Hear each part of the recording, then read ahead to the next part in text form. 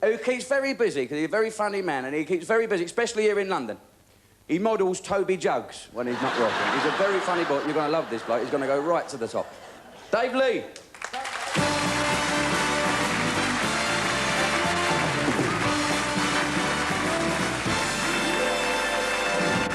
Thanks, Jim. Good evening, London. Good evening. Marvellous. You know, everybody these days thinks they got problems, don't they? But me? Well, I'll let you into a secret. I know it won't go any further than these four walls. I've got problems. With my gerbils. It all started about 3:30 this morning. The wife nudged me, said, "You awake?" I said, "I am now." She said, "Can you hear anything?" I said, "Bolt upright in bed." I said, "No." She said, "Neither can I."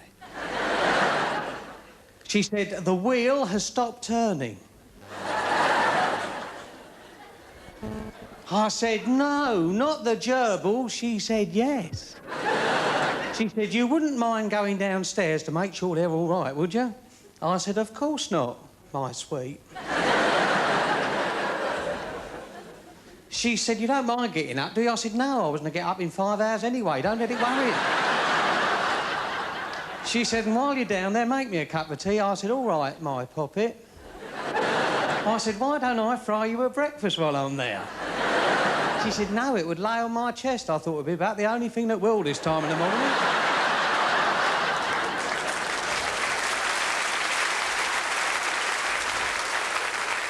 So, being a good dad, like, I tiptoed out on the landing. Didn't turn the lights on, but I must admit, I went down them stairs a lot quicker than I thought I normally would.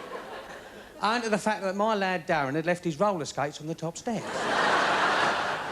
After about 6 hours, I started to come round. I looked up and my wife was looking down. She said, "You all right?" I said, "I think so." She said, "Go round the vets with them gerbils." So I did. Don't you see some funny people in the vets? I mean, there was this little fella in the corner, Scruffy he was, and every so often something moved under his jacket. No, we were worried because his pet was in a box.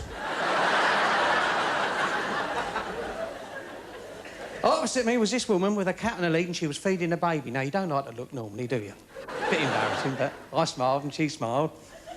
She said, "You're next." I said, "Thanks for the offer, but I'm waiting to see the vet."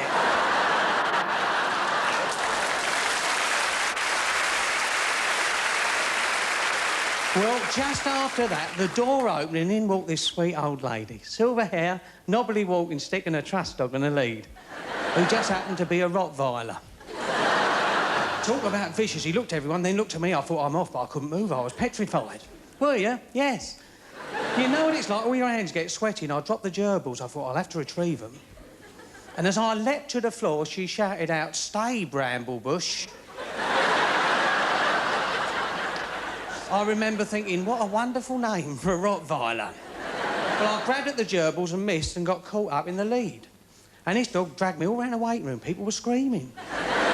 I looked up, the vet's door was coming towards me. In the middle of the door was a cat flap.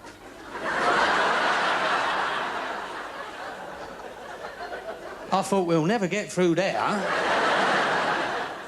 Well, I needn't have worried. We went straight through the wall.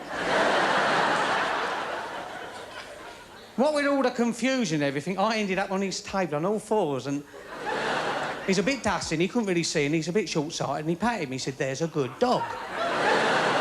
And me, like a fool, went along with it. I went, "Woof, woof, woof, woof."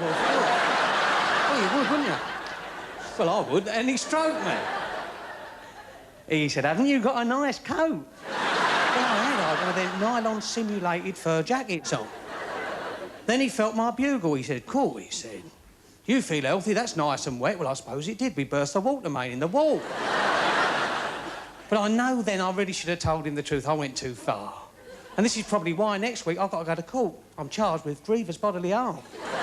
Well, I got carried away. I barked, laid on my back with my legs and arms shaking for him to tickle my tummy. I did. And it was then the wife walked in.